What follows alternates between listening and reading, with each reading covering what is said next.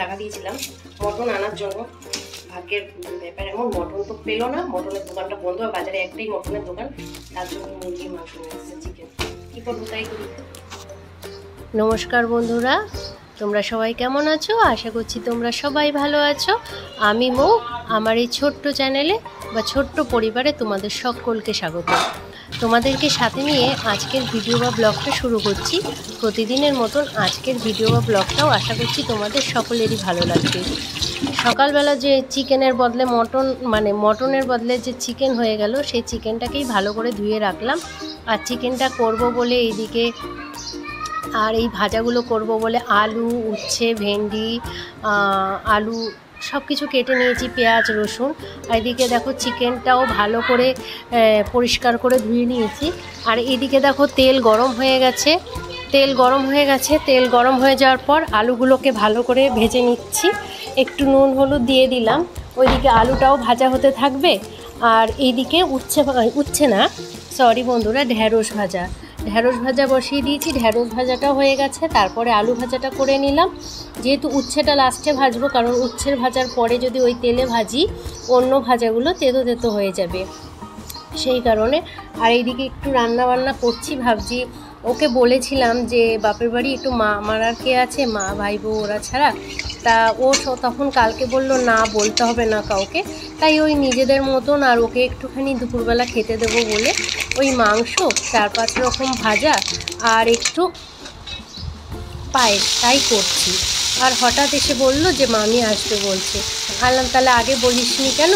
তাহলে যদি আগে বলতিস তাহলে তো ভালো হতো, তুই তো কালকে বললি আসবে না, হঠাৎ এখন বলছে আসবে। তাহলে কি করব? এই মাংসটা হয়তো 1 কেজি মাংস এনেছে, আমরাও তো মাংস খাই না, মানে ওই 1 পিস 2 পিসের বেশি খাই না, তার জন্য না আমি অর্ধেকটা মাংস করছি, আর অর্ধেকটা মাংস তুলে রেখে দিয়েছি যে অন্য দিন করব।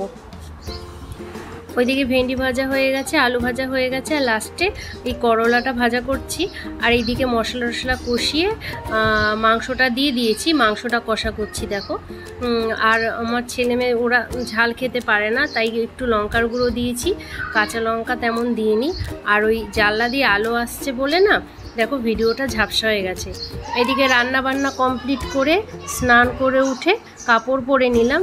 ভাবলাম রাতের বেলা ওরা আসবে বলছে বিকালের দিকে, যদি কোথাও যাই বা যদি কিছু করি, তার জন্য আজকে শাড়ি পরলাম। তারপরে শাড়ি পরে রান্নাঘরে চলে আসলাম। এসে না কড়াইটা দুধটা বসিয়ে দিলাম।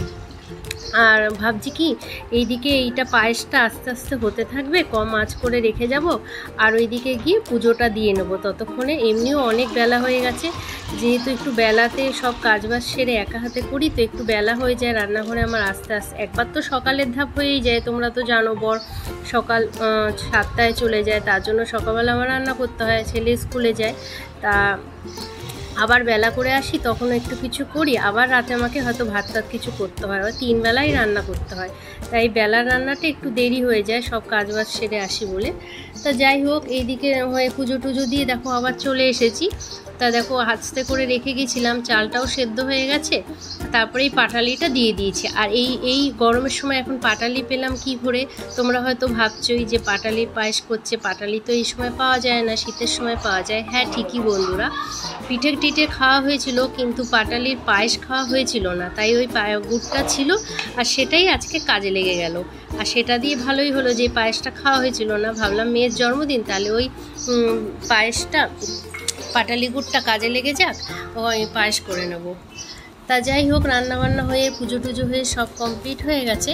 তারপরে আমি রান্নাঘরে চলে এসেছি, একটুখানি সাজিয়ে গুছিয়ে দেওয়ার চেষ্টা করছি মেয়ের সামনে, ও তো ভালোবাসে আর দিতে দেখো দেখতেও ভালো লাগে, তার জন্য সাজিয়ে গুছিয়ে দিলাম। মাংস করেছি, ডাল করেছি, আলু ভাজা করেছি, ভেন্ডি ভাজা করেছি, উচ্ছে ভাজা করেছি, আর পায়েস করেছি একটু। তো ওকে ডাকলাম, ও এসে বসলো। তা উনি লজ্জা পায় ক্যামেরার সামনে আসতে, তা উনি আসতে চাচ্ছে না, ওকে ডাকছি।